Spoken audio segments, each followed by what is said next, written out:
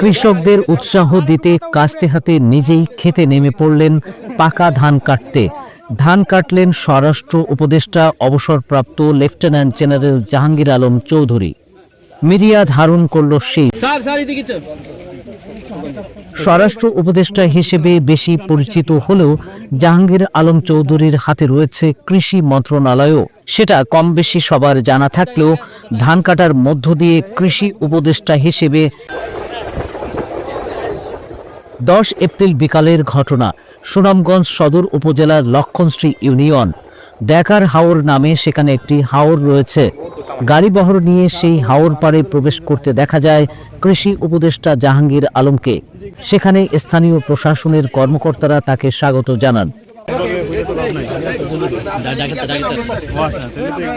এরপর শুরু হয় হাওরে ধান কাটা উদ্বোধনের পালা। কাস্তে হাতে নেন কৃষি উপদেষ্টা, সঙ্গে ছিলেন সুনামগঞ্জ প্রশাসনের কর্মকর্তারাও। তারাও কৃষি উপদেষ্টার সঙ্গে ধান কাটেন।